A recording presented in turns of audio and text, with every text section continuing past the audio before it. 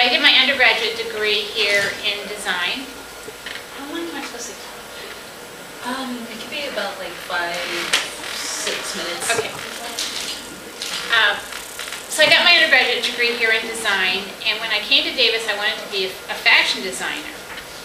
So I wanted to have a degree from college. I didn't want to just go to an art school right away. But after I was at Davis, after I graduated, I applied to Parsons School of Design, and I moved to New York City, and I went to Parsons. But I wasn't really aware that it wasn't a graduate degree, it was another undergraduate degree.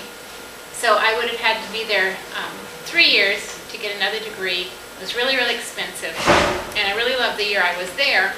And I thought, well, I'll look for a job, and if I get a job, then I'll just work, because I already have a degree. So I did get a job, and I worked in New York for 2 years. I had 2 different jobs. But they really weren't the level I wanted to work at. Was kind of like budget designing. And I heard about a school in Paris that had a seminar for a month. And I went to Paris on vacation with a friend of mine, a sorority sister from Davis. And I went to this school, and they said they would accept me.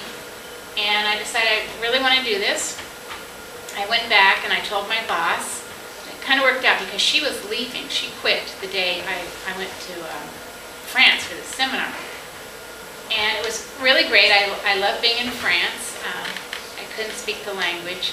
The seminar was great because we had different people came and spoke to us, like Karl Lagerfeld, and we got to go to fashion shows at the different couturiers. And a number of the people wanted to stay in France, and I did too, but I thought this is going to be really too hard to do. But I had an opportunity to interview, and I went on the interview, and I didn't get the job, but it just made me want to keep on going on interviews. So since I couldn't call and make an appointment, I just have to go I just have to walk in. And so I just walked in, and usually I had a good reception, and people would come out and interview me. And I got a job, and I started working for this company, and they didn't pay me at all at first. And the school I went to for the month, they gave me a place to live, and they also gave me French lessons, which was really good. And I got to work there on the weekends, so I got a little bit of money. And so finally, after 6 weeks, this place in France, Paris, they paid me retroactively, so it was like I was really wealthy.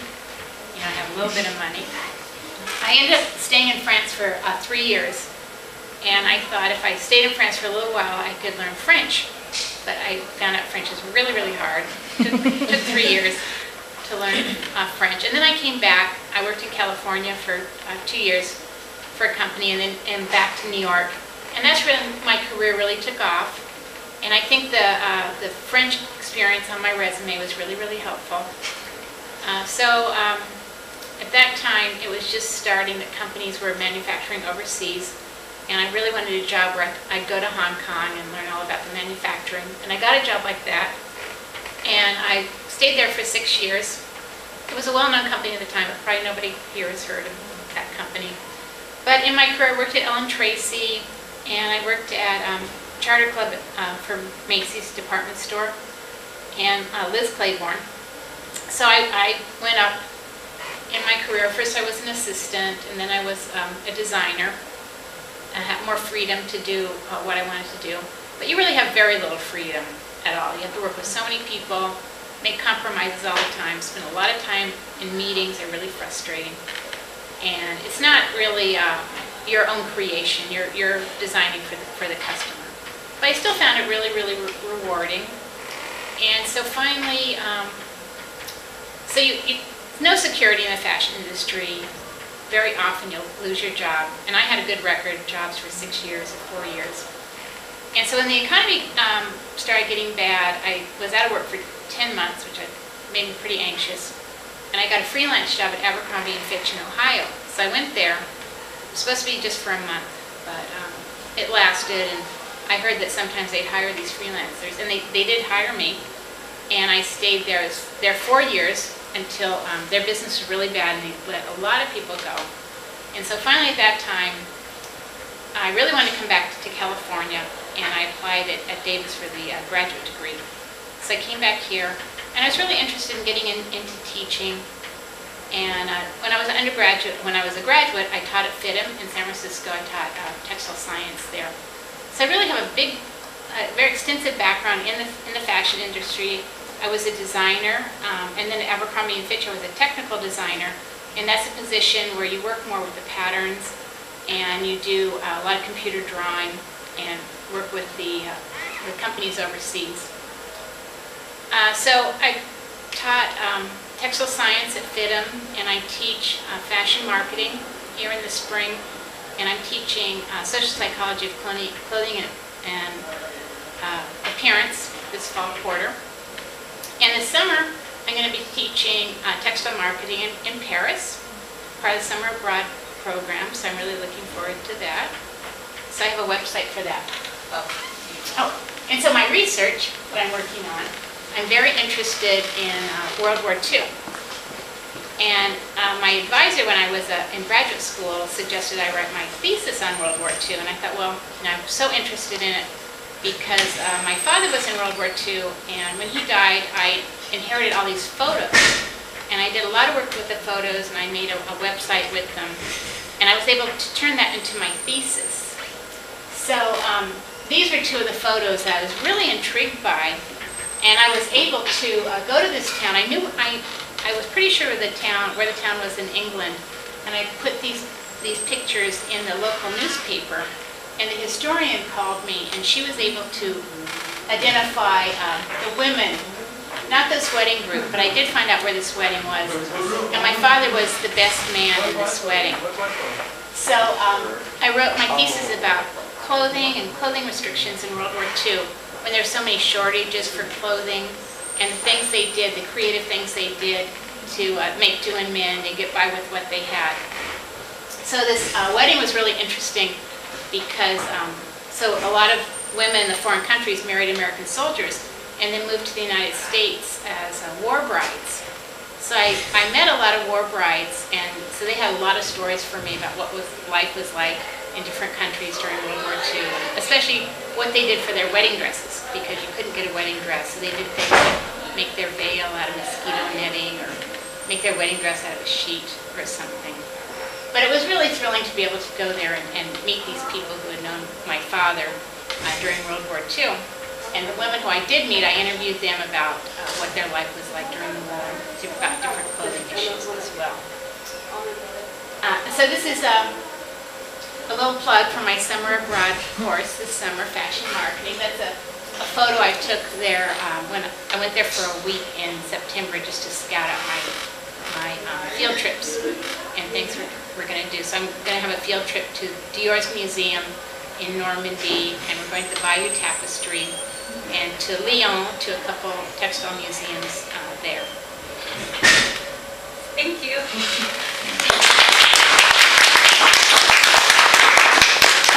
And our next speaker is Nick.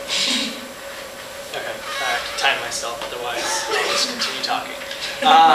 So, my name is Nicholas Amar. I'm a second-year graduate student in sociocultural anthropology. And so, what I tell you tonight is the perspective of someone who's in sociocultural anthropology. It's not necessarily someone that's in a different department or has a different perspective. Great. This is mine. So, essentially, my background is I went to a junior college after high school. My parents told me they were not going to pay for my university. I said, okay, junior college is a lot less expensive. And then what I appreciated about that was it allowed me the flexibility to change my major, and not actually several times to change my major, and not feel bad about that or like I was wasting time or money, because it was, at least at that time, it was rather inexpensive. Then I finally decided on communication. I went to UC San Diego, finished my degree, and then I did what everyone should do if you want to go to graduate school in social sciences and humanities, which is I took time off. I don't suggest anyone, personally, I do not suggest anyone go into graduate school directly, in the social sciences and humanities, directly out of your undergrad. It's important to get a little bit of perspective, be outside of the academy. For many of you, I imagine you've been in school all your life, and so to go out and do something different and see if there's something else that you might enjoy is super important. And also, if there is something you think you're interested in studying in graduate school, it's good to go to that place or to do whatever that is and experience it from a different perspective than just like reading about it in a book. So then, of course, I came back after a while of taking time off, GREs, thought about where to apply. And in terms of if you are interested in graduate school, particularly at the PhD level, it's important to remember that wherever you end up going, you're going to be there for many years, maybe 5, maybe 10, maybe longer. And so to think about, well, do I really want to go to Kansas City, Missouri because they gave me the best financial package, or do I want to stay close to my family, or do I want to stay far away from my family? Because it's going to be a really long time, and like there's a lot of schools on the East and the West Coast, and there's some in between, but like depending on where your family is, that's like a really big issue.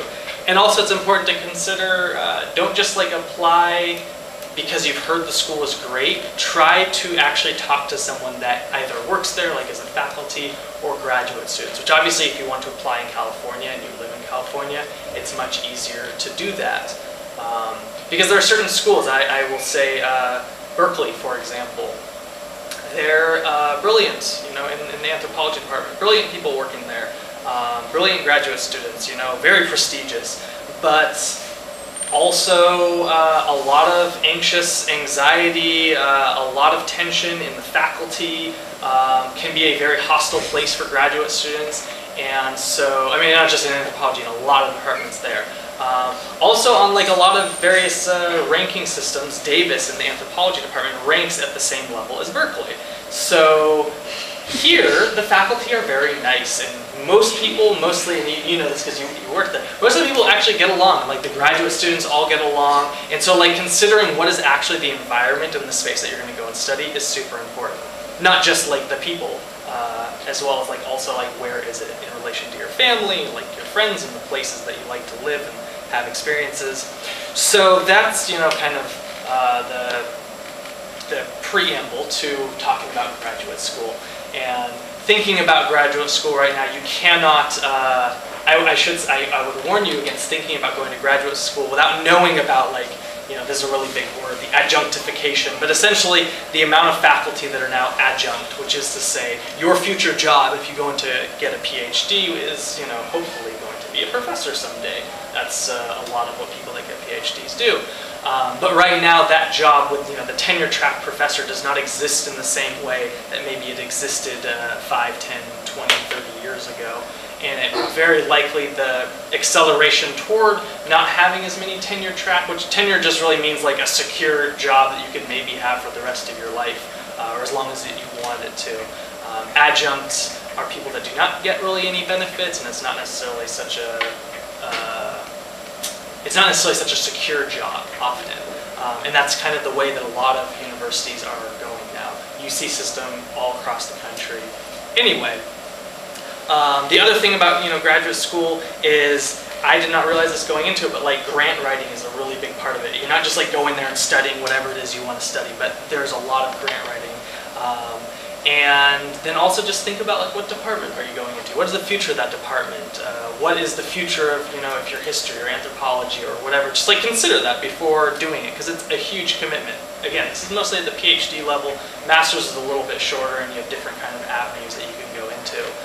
But just something to consider. Okay, so why graduate school? The reason for me, I get to study something that I'm interested in, which is essentially looking at how international solidarity comes together with local resistance movements in Palestine, in the West Bank. There are various protests that are happening, nonviolent protests that are happening every week in various villages.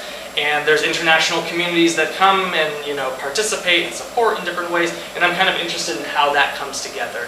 If you want to think about it in a different way, it's like what happens when you give money to the people that say, do you care about the environment? Or do you have a second to save the whales or whatever, like the Greenpeace people? What happens when you give them $100 or $10 or whatever? Like what actually happens in the place that they're telling you about? That's kind of what I want to study. And so grad school gives me that opportunity. There's also a lot of reasons not to go to grad school. Like I said before, like the job market is exceptionally bleak right now. It's a long road. You're not going to make very much money for a very long time. There's a lot of other ways that you can do different things. There's different ways I could study things. And in many ways, I would not suggest it to anyone. But if after telling you that you should not do it, you still want to do it, maybe then you can think about doing it. But only after I've told you that you shouldn't do it, and then you're like, okay, he told me I shouldn't do it, but I still kind of want to do it a little bit. So maybe then you can actually think about it. But that's just kind of what I'm saying. I mean, it's a great thing. I'm not saying that no one should do it, but it's something that, like, realistically, looking at your future, unless you really want to do it, don't do it. So you can ask me more questions about that later. But, like, you know, that's my spiel.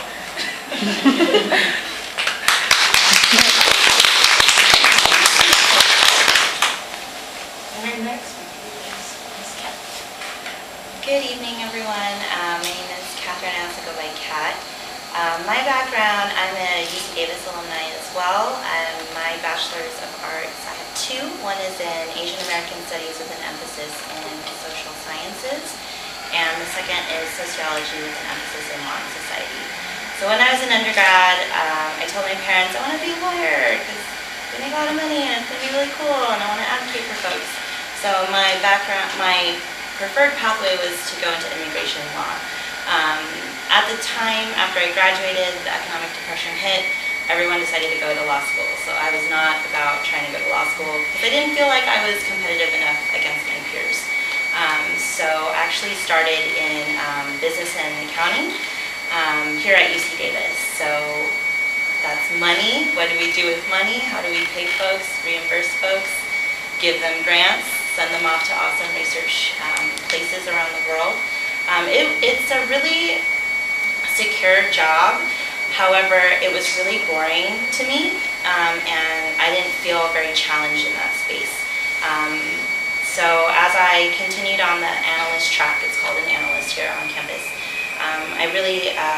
I transferred from a service department over to academic departments where I actually started working with anthropology, mixed department. And that's where I really got to connect with faculty that I took courses with as an undergrad, really got to talk to them about their research components, and just fall in love with the idea of being a student again. So with that, I was able to transition into undergraduate advising in academic and student affairs. For APIA folks, we are not represented in that space at all unless you're a faculty member. So as I began my track in undergraduate advising, I really fell in love with it. It really allowed me to reconnect not only with faculty. As a Soc major, working in the Soc department, I felt really starstruck to be with my faculty and to almost not be their peer, but like I wasn't their student anymore, and that was so cool. And they remembered me, so go to office hours. Yeah, and do that for your TAs too, because they're a good resource. But it really just brought me back to why I was pre-law to begin with, and that was for mentorship, for advocacy, for API and APIA communities. So I really felt that I could really do something in higher ed. So I'm a first-year grad student now. I just started my master's program in education at Sac State, and I'm now considering, since you talked about the PhD, either a PhD in education or the EDD, which is an educational doctrine, which is more on the administrative side here at UC Davis. My research interests and areas of focus are mentorship, functions of constituent groups, underrepresented communities, specifically with APIA orgs, and I'm also looking into like microaggressions, how they function in higher ed. Like using myself as an example, like, oh, you're an Asian woman, so does that mean like, you know, you're a faculty member? Are you my peer advisor? Like, what are you? It's like, oh, well, you know, I'm your advisor. I'm actually here to help you. I can certify your degree. What does that mean, like, in my space? So just those intersections of roles and how they relate to how you identify in terms of communities. So yeah, I would have to agree with everyone here. Take your time. I waited 7 years before pursuing my master's program just because it's an investment. It's something that you're going to do for yourself. So you really want to make sure, one, that you know what you want to do, because it's a lot of money and it's a lot of time. I'm doing my program full-time and working full-time, so it's definitely a commitment. Two, that again, the institution where you're going to receive your degree, you like it there, you like the faculty you're going to be working with, they're going to be your mentors in terms of your thesis, your dissertation. you're going to really get to know these people whether you want to or not. So make sure you want to, right? And then also the space that you're in, whether that space means the funding that you're going to get, where you're going to live for a long time, the community that you're going to build relationships with. All of those components are really important. So I chose Sac State because it's close. I have peers here at UC Davis, so many of your other academic advisors who have done the program. They have really good reviews about it. And it allows me to continue to work full-time and also pursue my volunteer work with a lot of orgs such as ULIS. So, yeah, thank you for having me. So now we're going to open up the Q&A. Does anyone have a first question that they want to ask? Or, okay, I can ask the first question. So for all of you, what inspired you to become what you are today?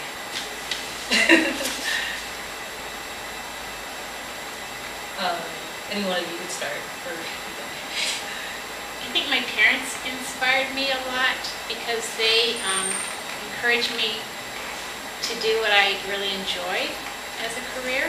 And that was a long time ago. They weren't really pushing me to make money. And I really didn't know what salaries were like in the fashion industry. It turned out they were very good. They're not anymore. Oh, and I agree that if anyone comes to me to talk about working in the fashion industry, I first try to talk them out of it. It takes a lot of effort to do that, but if they really insist, then I advise them so they can find out the hard way.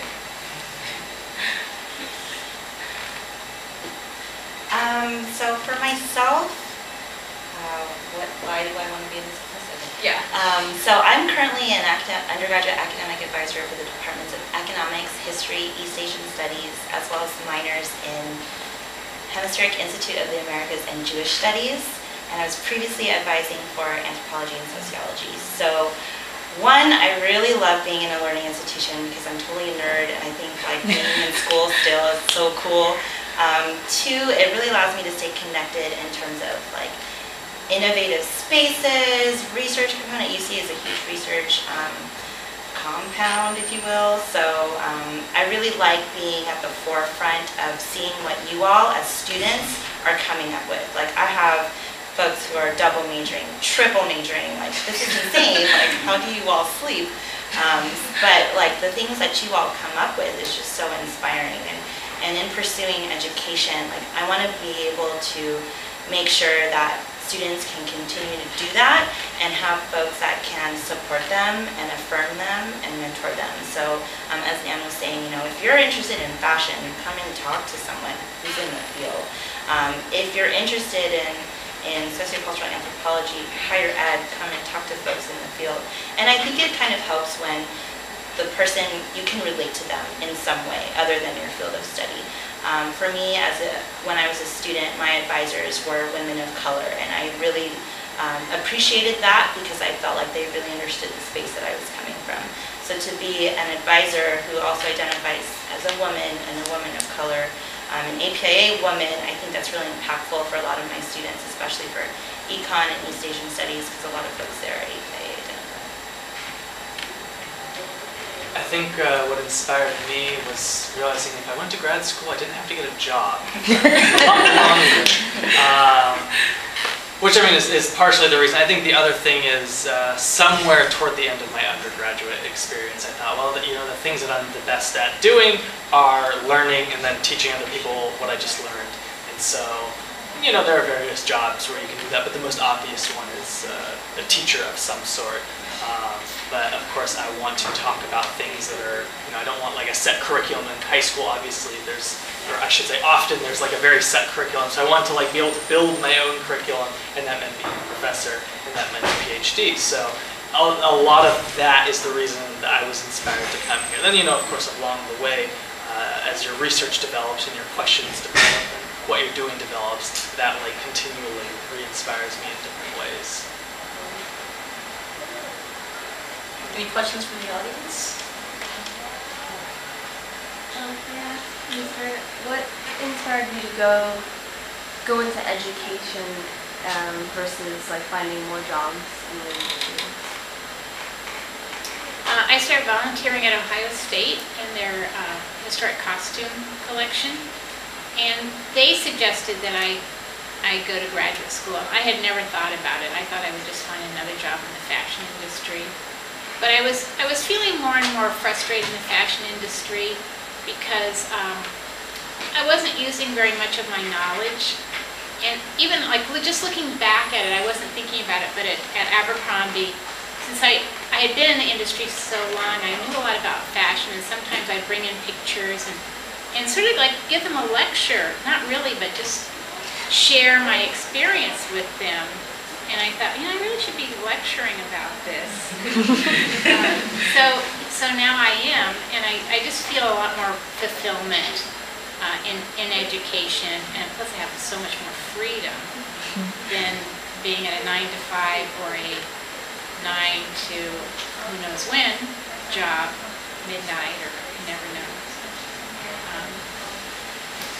So it's just a different thing to do, and I like research, so everything just kind of came together.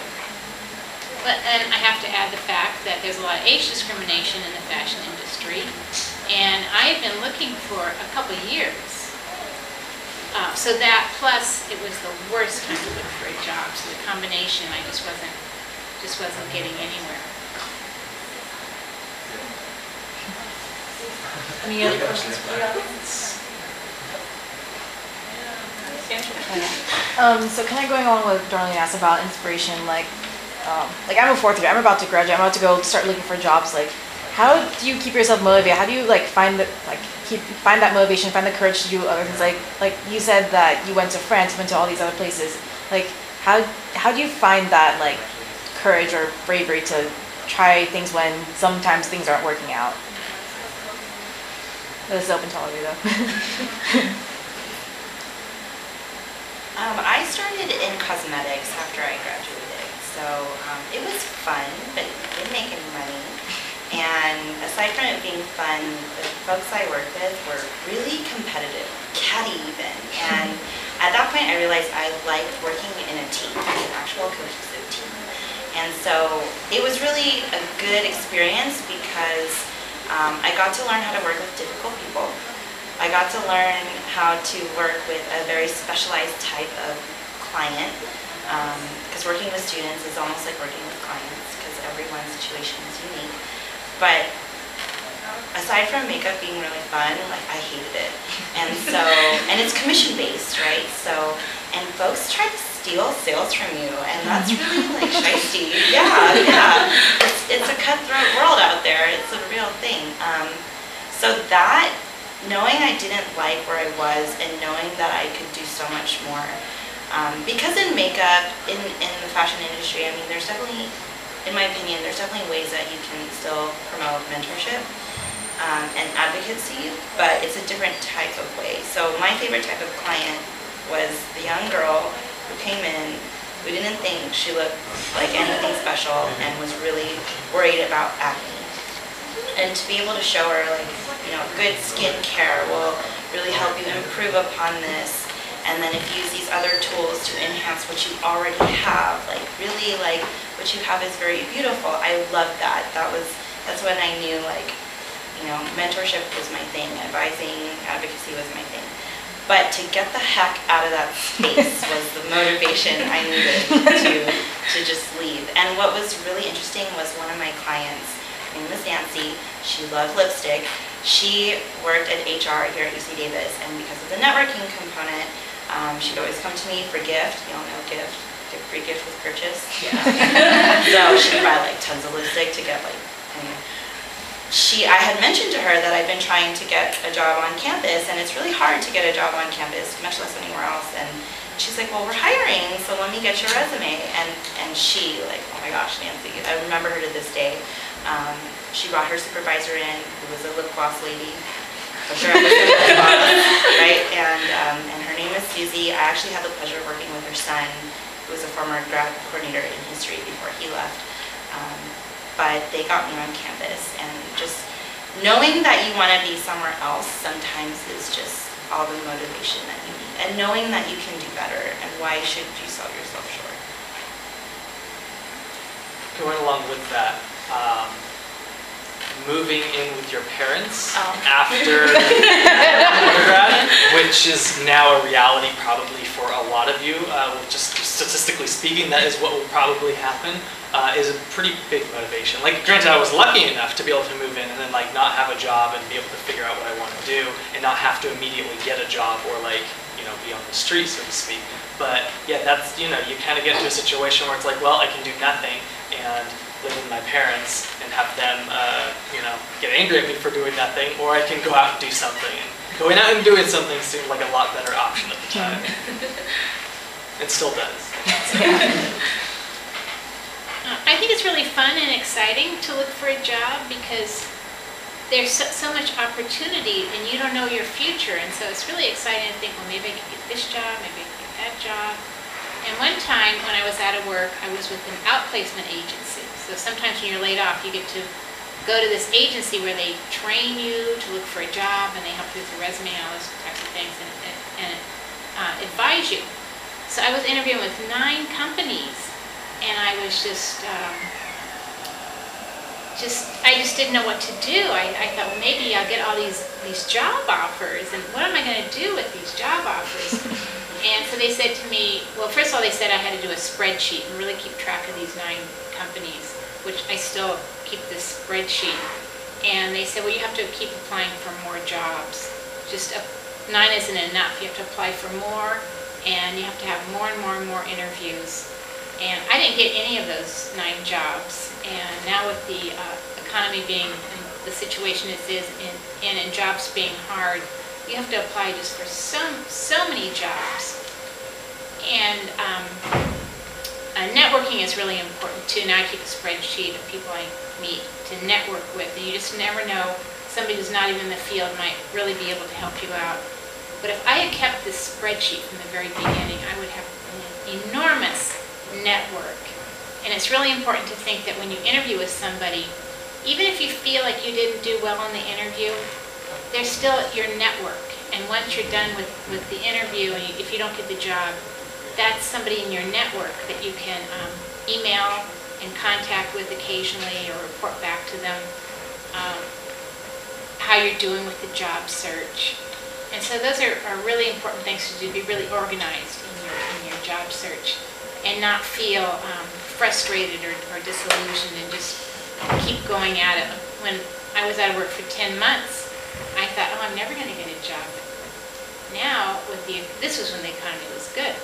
Now you can be out of work for much longer than that. And I thought 10 months was bad. So you have to keep thinking really positive and talk to people and just keep working at it like it's a job. And keep track of all that information. And then, I got the job at Liz Claiborne, and Liz Claiborne was one company I really wanted to work for, and I applied there. I had applied there many times, and I was working with a placement company, and they got really mad at me, and they said that this is what she said to me. They said, Liz Claiborne has so many copies of your resume, they could wallpaper the bathroom with it. And they were mad because they wanted to present me to Liz Claiborne and then get their 20% of what I was going to make. So I was so embarrassed and I just felt terrible. Eventually, I got a job with Liz Claiborne. Not with that placement agency, but on my own. So you just have to just think positive and just keep going. Any other questions? How did you prepare for grad school and during the time off, did you keep in contact with your undergrad faculty to get more information?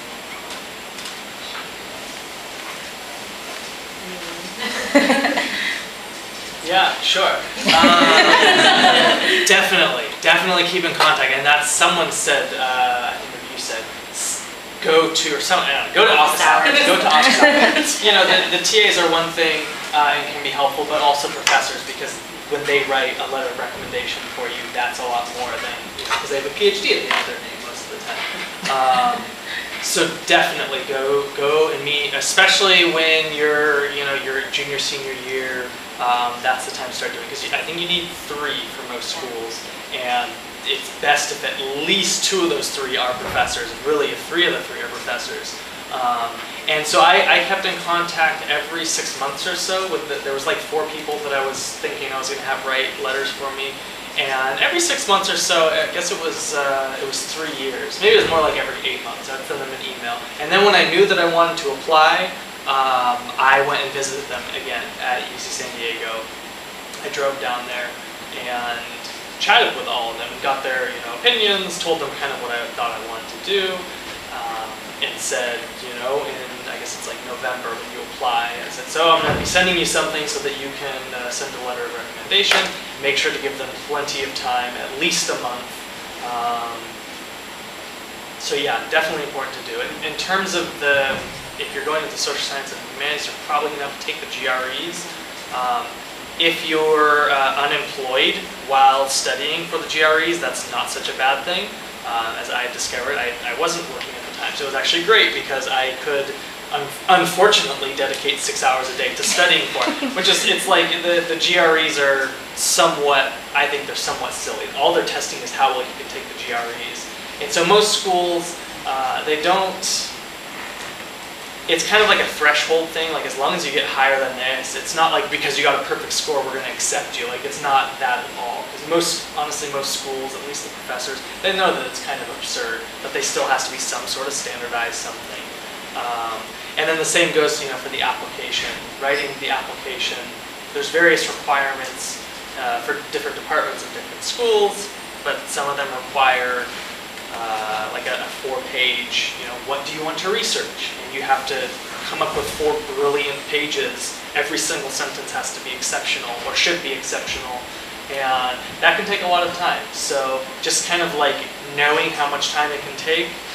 The other thing that I would say real quickly about application process, if you want to go to grad school, which none of you should, unless you absolutely think you want to, don't be disheartened if you do all that work and then 1 year you apply to 3 or 4 schools and none of them accept you. The thing about graduate school is mostly you're working with a particular professor, usually, or a couple professors, and maybe for whatever reason that year they don't want any new grad students. It has nothing to do with you, it just has to do with like that's, they're in a project or they already have a lot of grad students.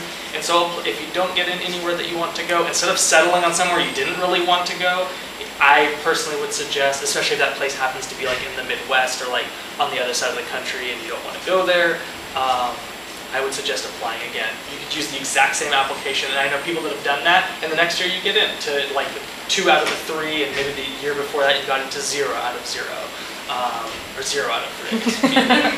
I'm not in math, so I don't. But anyway, so that is basically that's it. So definitely stay in touch with people. Make those connections early on with your professors, or at least early on in your junior, senior-ish time. Any more questions? Or did you also want to answer that? When I graduated, I joined the Alumni Association, became a lifetime member, so I got the magazine, and so I'd read about my department. It was many, many years after I had graduated, and I read about this one professor in my department. And so when I was at Liz Claiborne, they had a contest to design a special line to help their business, of course. And it was a huge award. I think you got a 2-week vacation, but it's like thousands of dollars to go on a vacation, so everyone was really motivated. We're all working in secret at night. And so I contacted this person at the textiles department, and my project was to do kind of high-tech fabrics for Liz Claiborne. And so she got me in contact with some people who were working in that industry. And so when I was done, I made this little notebook, spiral-bound notebook, and I sent it to her. And so she knew my work, and I followed through, and I gave her the product of what I had worked on. And so when I applied here, she remembered me, and she knew me. So I think that really, really, really helped. So just have the contact and go to office hours and make sure that they know you. And when I came back here, I contacted one of my professors. I found her online. You do so much more now with Google. And she was so happy to hear from me. And she said I was the only student who ever contacted her. And I just thought, that's really, really sad. Yeah, I would have to agree. My situation was a little unique because I got to work with my faculty. And I work closely with, I don't know if you all know Britt Samita, she's the SAO for Asian American Studies. So because I work closely with her, I see Richard Kim and a lot of the other faculty from my other major. But I really turned to them to figure this whole grad school, PhD, whatever out. Because your parents are like, do it, you should do it, it's good for you. And that's great, but like, do you really want to do that? Especially since, like you said, you've been in school your whole life. Definitely encourage you to do other things because it will really put into perspective what program to go into and why. But yeah, really connect with your faculty, stay connected with them however you can. And when you get in, say thank you, like send them a thank you card, even if you can't go and see them. That just means so much to them because they don't feel used.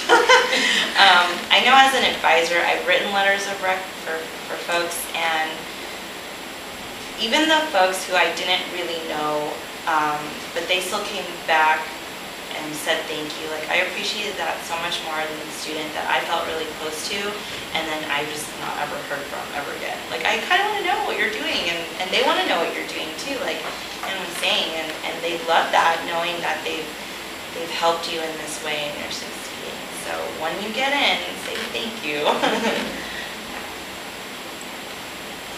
Any other questions? Yeah, this is for Nicholas. So how did you come to know that your research is what you wanted?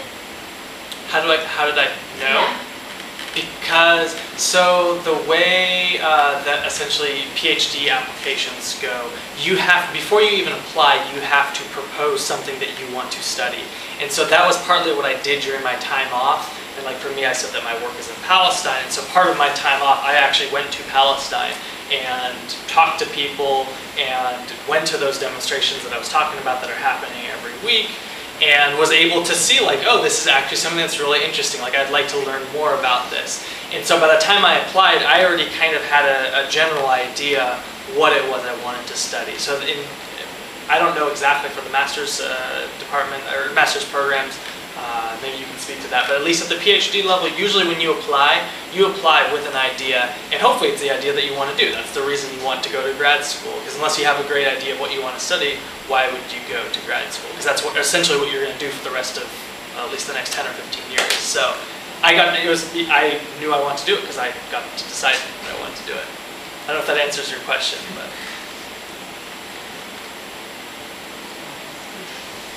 You had something to Oh, add? well, or- for the master's, you have to, in your personal statement, you basically have to say why you're doing the program, which is basically Yeah. stating your research Yeah. interest. Yeah. And then they work with you to develop it. Yeah, And it you changes. get- It yeah. totally changes. You're never set on anything. In fact, actually, what I didn't say tonight is that my project has completely changed. Like, it's no longer in Palestine anymore.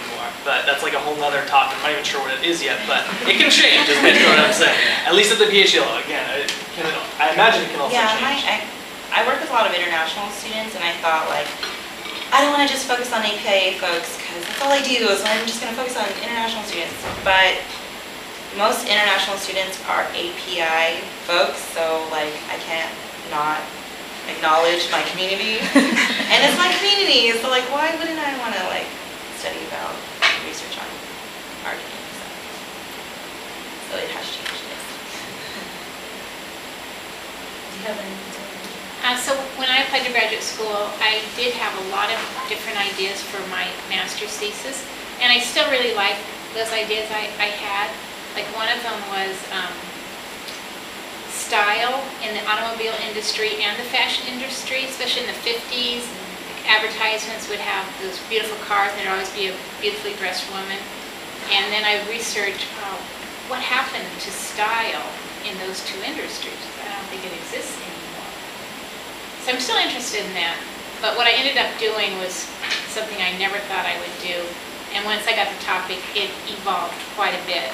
And now I'm writing a book about that topic, and it's still evolving and really changing a lot as I do the research.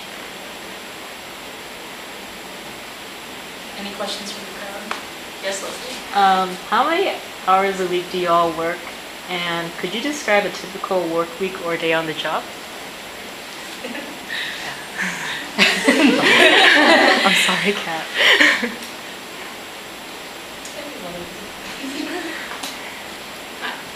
I'm a part-time instructor, but I think I work about 4 days.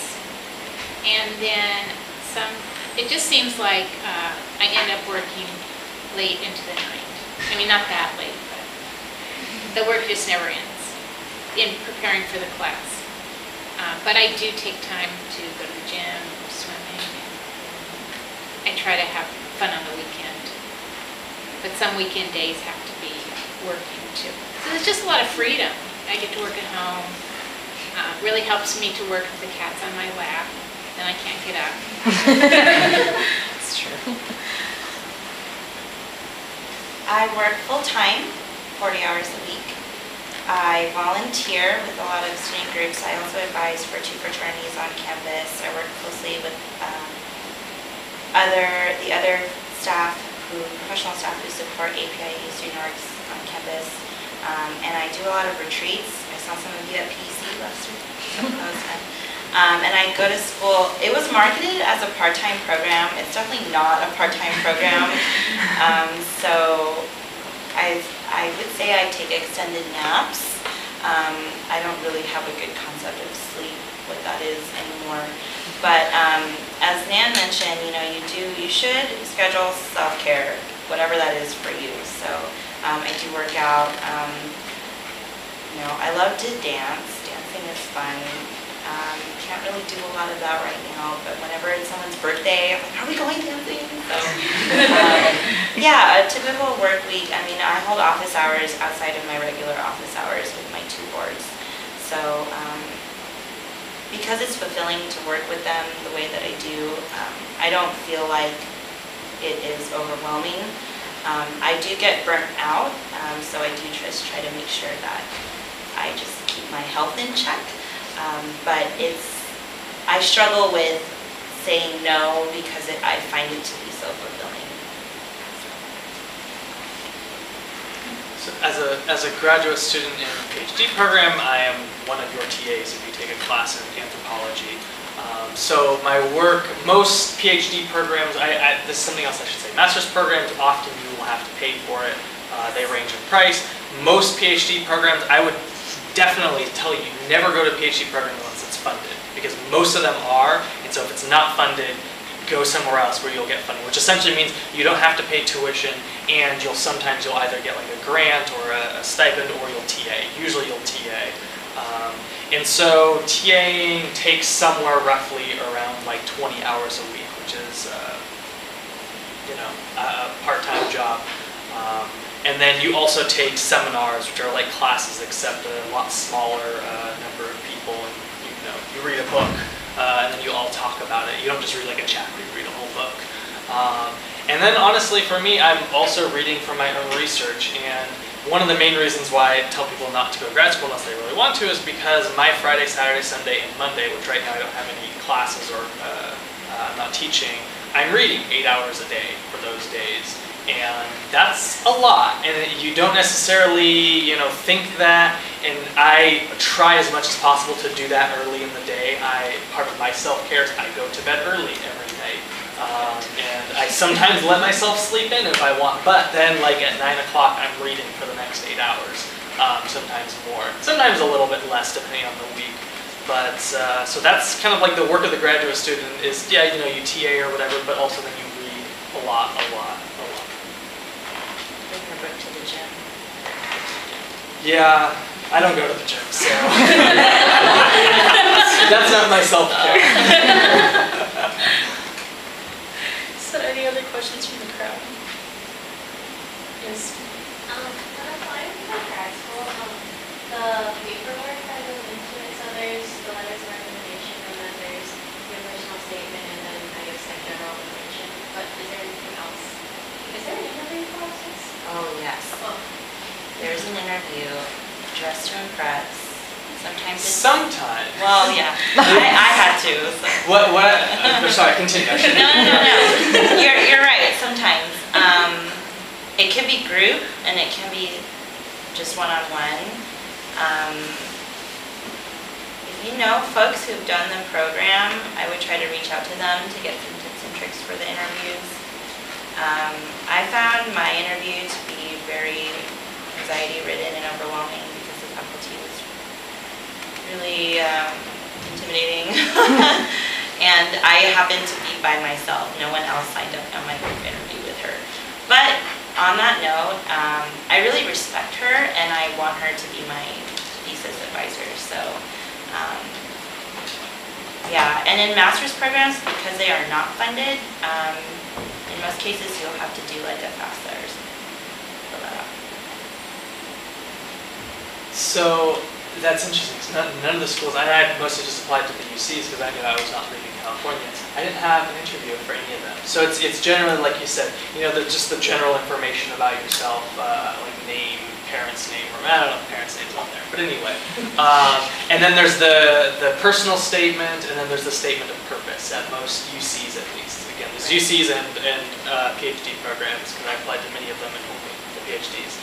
So the personal statement is who you are, what things have you, particularly, if you come from a different type of background than white male or female middle class, you can talk about that. And that's the place to talk about that in your personal statement, particularly because I imagine all of you have different stories about experiences that you've had that is not the norm of just like being white middle class in the United States. And then there's a statement of purpose, which is like where you say what you want to do generally.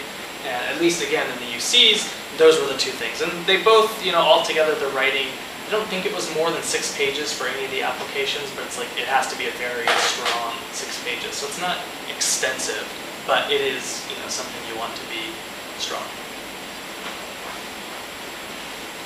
And submit all your transcripts and anything you self-report. So I used to process the grad apps for Anthro. What's the grant writing process like, and how do you know where to apply? I've only applied to one, so you probably know better. I applied for 2. This STAR grant is really interesting, but I really had a hard time finding any information about how to apply for a grant. Here at Davis, I think they had a workshop a couple weeks ago on how to apply for a grant, but that's the first one I really saw since I've been here. So the STAR grant is a really great thing. It's $65,000 for graduate students. So I know about that one. There are a lot of websites telling you about different programs, different grants, different conferences. So I was just searching online. Random Googling would really help. Google knows everything. Knows what you ate for breakfast. Knows everything. The other thing I would say, just in terms of, again, this is my experience here at Davis, and this is not the same everywhere. Your people that you work with, like your professors and even sometimes your fellow cohort members, will know things and tell you about things. And because here it's not a super vicious environment where we're all fighting each other for grants, even though in some cases we are applying for the same grants and only one of us will get it, there's not the same like animosity. And so people tell you, you just kind of know things. Eventually you just like learn when things are due, and it just starts to happen. Like I knew nothing about grants beforehand, and now I know when various ones are due, and I haven't really applied for any yet, but I will be. I would just say when you do it, just make sure you get everything proofread, meet the deadline. That could be the difference of a yes and a no. Proofreading. With your applications also. Any more questions from the audience? Leslie? With the positions that you are in now, how competitive are these positions in your designated fields? Well, in higher ed, it's a very underrated pipeline. I think it's only now growing in terms of counseling and advising. So at least in the UC system, Napolitano, our region president, she's our president right now. Okay.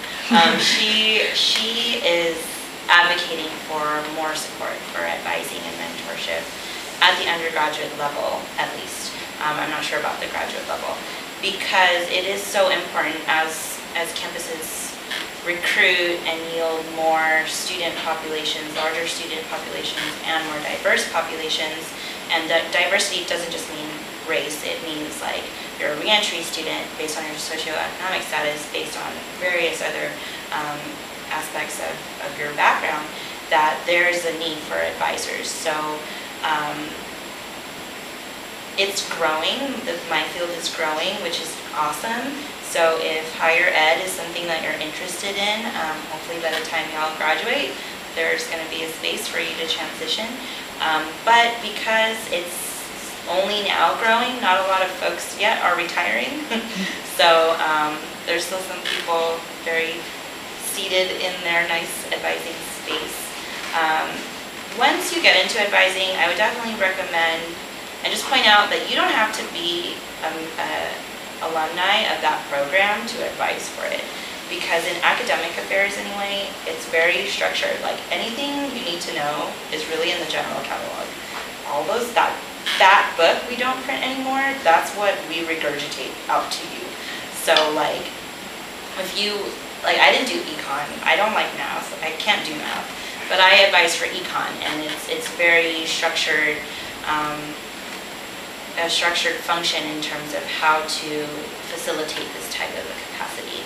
When you get into things like student affairs, it's a lot more programming, community outreach, community building, and sustaining those components within communities. I think it helps to have background, either when you were when you were undergrads and did those, like being part of FILA or going to retreats, things like that are really going to help you in terms of the programming component. But of course now, I think, at least it's not stated that you must have, but I think most folks are starting to get additional degrees to just make themselves more proficient in terms of strategies and theories and ways to apply those in higher ed. So you don't just have to be a professor, although if you want to get your PhD, do it, but think about it. Otherwise, if you're into like advocacy in some way but you don't really know how, I would definitely recommend looking into higher ed. Or even community colleges, high school, like any school component needs counselors. Sorry. No. Yeah, and you brought up a good point I meant to say earlier, that obviously I said that I was communication as my undergrad, and now I'm in sociocultural anthropology. So don't think that because you graduate as one thing that you can only go into that in graduate school. There is flexibility. And I think that the year that I applied, there were somewhere around 70 people that applied, and 6 of us got in.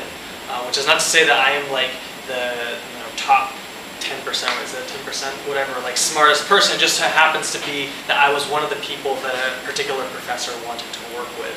And so it varies, and all different schools have different amounts that they let in. Sometimes, like this past year, the cohort, there was 9 of them. The year before me, there was 3 of them. So like it varies every year and depends on who is wanting what, which is partly why I said talk to faculty at those universities. And you can like ask people, like if there's someone you want to work with, maybe, are you taking on new grad students next year? And see what they say. Some people might not answer it, and some people probably will be upfront. So like, no, I'm not taking on, or yes, I am. So ask. So I feel really lucky to have the position I have. It's temporary. It's I do have a year contract, but I don't know if I'll have it again next year. And I was just the right person at the right time when I graduated. One person went on sabbatical, one person retired, one person was going to retire. So there were a lot of positions available. So I have a ton of experience. So I really had an advantage over people who just graduated, who never worked in the industry at all. And the pay is not good at all. And I just want to emphasize that. One place I really wanted to work was Monterey Peninsula College, the junior college, because I'm from Monterey. So they just emailed me the other day and they want to interview me. Of course, I'm not really interested because I have a position here and it's much better here. But in their email, they said they're really interested in me. But they just wanted to let me know that this position will not pay me enough money to live on the Monterey Peninsula.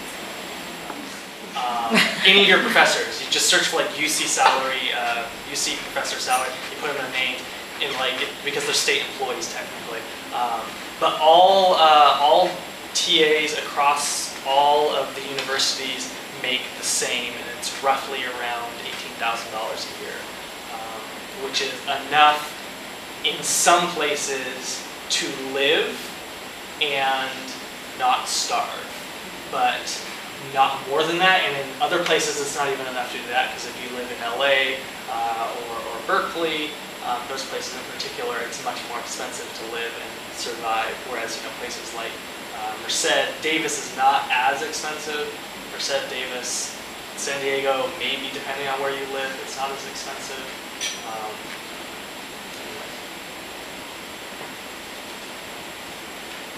Any more questions from the audience? Jerry?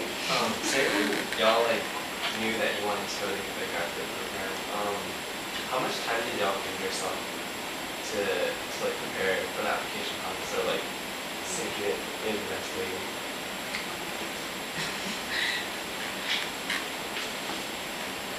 Well, it took me a year just because of the timing. I started thinking about it in May, and then I missed that year, especially if you're going to have funding.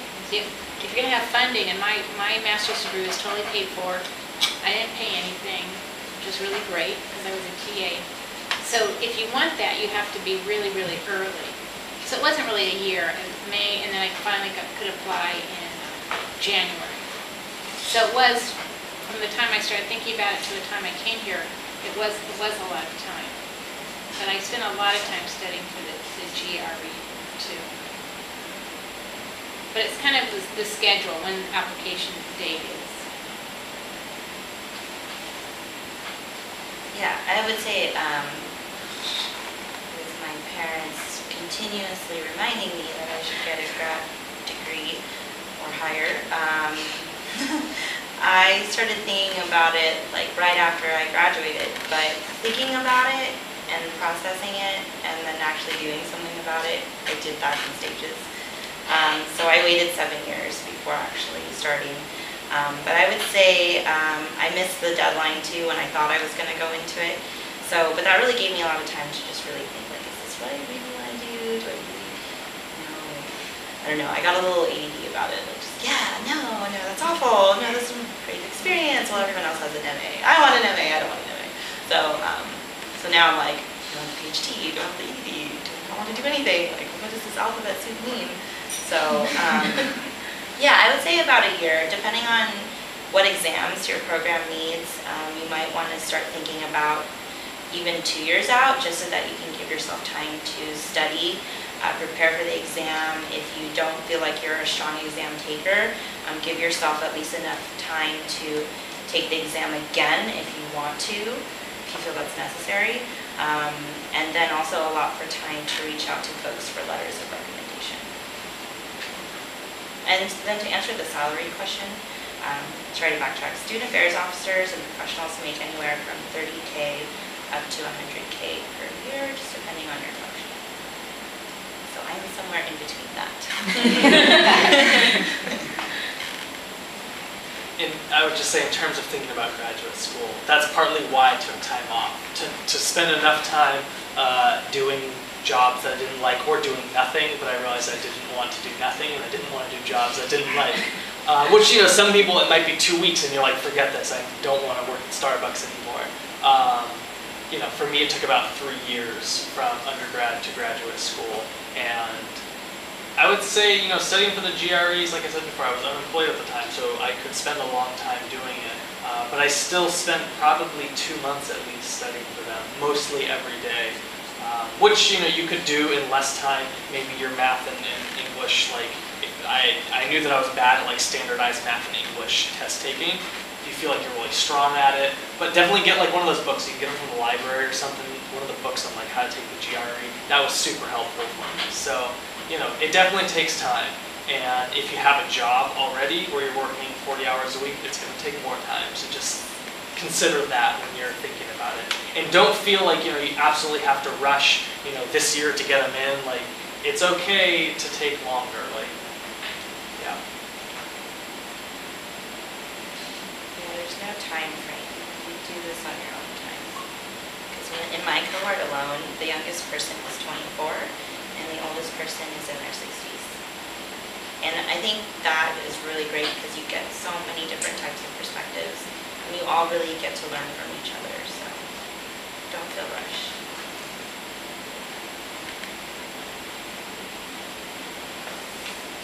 Any other questions from the audience? So what is the most and least rewarding aspects about your guys' week?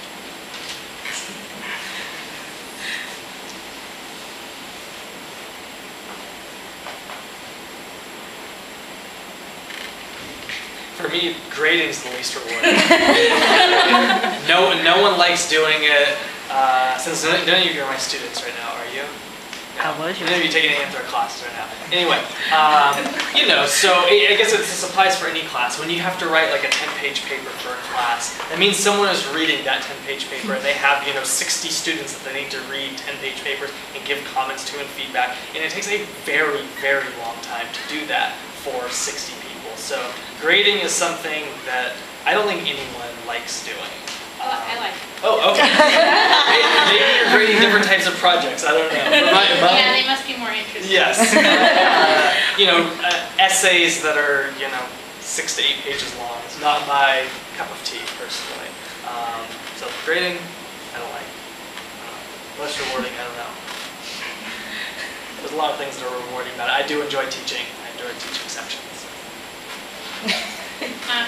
So I really like that I have so much freedom, and I can just really use my brain and follow my own interests.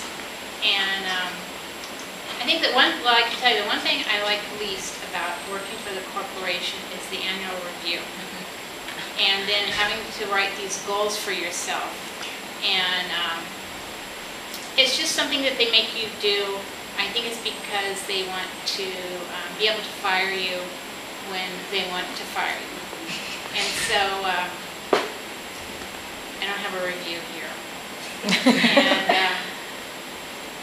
And so I just feel it's very rewarding to be able to plan a class and just have so much freedom in what I do. They really just leave me alone. I don't even get to go to meetings. My least rewarding component is being limited to my office. I just don't like being in my office all day long. Especially today, it was such a nice day. What I envy, because this really makes me jealous, with the programmers, so folks that are like student housing or the cross-cultural center, components like that, is that they get to go out with the students to do activities, and I'm just so jealous because I'm in my cube all day. Which is why I volunteer, so that I can get that itch scratched, and it's really fun. The most rewarding for me is commencement, because I like to volunteer during commencement because the regalia is really cool to wear, and then I get to see all the students that I've worked with, and to be able to help y'all with your stoles, take pictures with you and your families, meet your families, and then to watch you walk across that stage. I feel like I'm graduating all over again, and I totally piggyback on all those good feels. And then, so in the spring it's huge, in LNS anyway. There are 3 ceremonies, it's that big. And so I like to volunteer for different components of commencement. So either that's a lineup outside, or leading you all inside to sit down, or giving you your alumni pin, the most expensive pin you'll ever own, when you come off that stage. But any one of those job functions, I mean, it's just so great. And then just see everyone, they're just so excited, and they just realize wow, I just accomplished this big, great thing. And to know that in however small of a way I helped you do that, that is so rewarding. That's my favorite. Any more questions from the audience? Leslie? Okay. What kind of opportunities of advancements do you recommend for undergraduate students now, especially sophomores, people who are still very early on in their undergraduate career? Because I know that I am working on original research with Dr. Valverde, and next summer I hope to go to Jordan to expand my research. So what are tips like that you recommend as well? I'm going to answer this like an advisor, so I apologize if it sounds scripted. Intern and study abroad, because you need to figure out ways to make yourself more marketable, and you can join all these clubs and you can take all these classes and you can overwhelm yourself. But really interning, so getting actual field experience, whatever that means in whatever fields you're in, and also developing that curriculum by going abroad and seeing how other side of the Atlantic or Pacific works is such a valuable experience, whatever your field of study is. You can even intern abroad. Do it. It's amazing, and it's also a lot cheaper to do as an undergrad. So UC Study Abroad Center, these classes are taught by Davis faculty. So like your program in the spring, do that. That's amazing. If you don't want to just limit yourself to UC Davis folks, you could do UC EAP, which is a program for all the UCs, and you go in, there's about 200 plus countries that you can look into. Many of them are Southeast or East Asia, if that's your area of focus. You could go to Europe. I have a student right now, Barbados. Like, why would you not want to do class in Barbados or wherever? So I think that's a really great way to expand your network, expand your curriculum, and really understand how else the world works in your field of study. So my advice, in addition to what you said, which I thought was great, was here there's writing consultants you can go to, and I don't think very many students take advantage of that, and they also have them for graduate students. And once you leave college, you're not going to have this free help to help you with your writing. So I think people should really take advantage of that. And I went to it for cover letters, for resume, for everything. And then, they just helped me with a couple pages, but afterwards it was like their voice was in my head talking and helping me improve my writing so much. Yeah, I mean, I guess it's really just the same. Just do something. Do something. Do anything. Especially over the summers, don't do nothing. Go backpacking for months on end if you want to do that, or go play soccer, or go work at Starbucks, or whatever it is, just go and do something, because whatever it is that you do, you'll either find out that you like doing it, or you'll find out that you don't like doing it, and both of those are good things to know.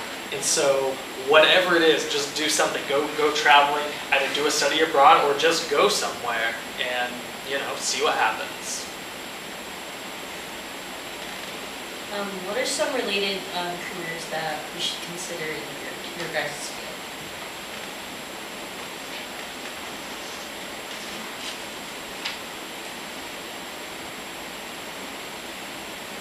Well, I try to dissuade people from wanting to be a fashion designer, and I think people want to do that because it's the only career they know, and then they see things on TV and it just seems like a lot of fun, but it's very, very competitive, and I think people have been talking tonight about working with people who are just so backstabbing and so competitive, and maybe not very smart either, but they're really smart at getting ahead. So it's very cutthroat, and I advise people to go more into business, get an MBA, and those people are advancing more in the industry than people going the obvious route of being a fashion designer, just fighting it out, getting fired all the time, and having no career path, really. So the people who are going to be the CEOs of the company are the people with MBAs.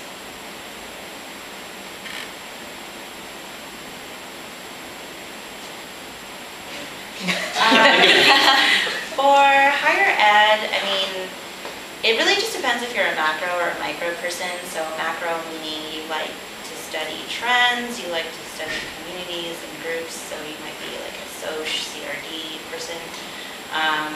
Or if you like individual interaction, so you're more of a psych person. So what that could mean is counseling, social work, Peace Corps. I mean, it really just depends if you want to stay domestically. You could definitely do this job globally. Yeah, I mean, you can really find mentorship and advising and advocacy anywhere. If I had better scores in standardized testing, I probably would have tried to do my law degree. But that just seemed really scary and hard, so I just didn't want to do that. So yeah, you could really do anything with an education background, because you're always in a state of learning. Going off of the MBA recommendation, as an econ advisor, a lot of students are like, well, what do I do with econ? Well, it's a major on strategizing, so definitely having an MBA will just help you learn how to strategize more and allocate resources, whatever that resource is to you. It could be textiles, it could be education, it could be money, it could be people. So yeah, it really depends. You can apply most social science things that are macro, micro to other fields. So don't feel like you have to stay in your field. You can certainly apply it into other fields. What you all are learning is critical thinking and learn how to write. So yes, use the writing tutors, because if you don't know how to write a professional email even, don't say, hey, no one wants to read hey. Say hello or dear, things like that. That's what's really going to help you succeed and move forward and transition into whatever it is you're trying to transition into in this field or outside of it. Okay. So one last question before we end the Q&A. So what is the one last piece of advice you have to give for us? Network with everybody in this room, and it's true, because you can really help each other. In my department in textiles, we have a LinkedIn page for our alumni, and they help each other get jobs more than the department helps them. So keep a spreadsheet of everybody you know and keep in contact with them. And there's a really good book that's called OMG, I Need a Job. And the man who wrote it came and spoke here last spring. And he gives a lot of advice about networking, especially, and how to go around about getting a job. I would say, just going off of networking, you'll begin to start going to retreats and conferences. I definitely recommend that you do as many of those as possible. If you can't do like the multiple day ones, try to go to as many workshops, things like this, because it's a really great way to just learn about pathways of interest to you, things you've never even thought about, meet people in your same field, collect business cards. Business cards are a thing when you graduate, or LinkedIn accounts or whatever the equivalent is. So yeah, and if you're considering grad school or PhDs, that's where you're going to learn about things like grant funding, meet faculty, meet people that maybe you really want to connect with that will help you get to where you want to go. So as much of those things that you can do and engage in, I would definitely recommend it. For example, shameless plug, ABLAR applications are due November 21st, and that's a leadership retreat, and it's a really great way to just become more involved on campus and meet other folks in your fields of study, in your community, and meet some staff and faculty who go and facilitate workshops such as this one. So those are really good. Because I'm sure that there's plenty of classes that you've taken that you're like, wow, this is really difficult, I don't want to do it. Like, you need to persevere to a certain extent. But realistically, I know I have friends and I have friends' parents that I know that work in various fields in Silicon Valley who make a lot of money and also completely hate their job. I also know people that work in Silicon Valley and love their job. So, it's not to say that making money is a good or bad thing, or that you shouldn't try to make a lot of money or go into an industry that has a lot of potential for growth. But don't do something if you absolutely hate it. That's like a good sign. After a year, if you still like absolutely hate something, my suggestion is look for something else to do. Okay.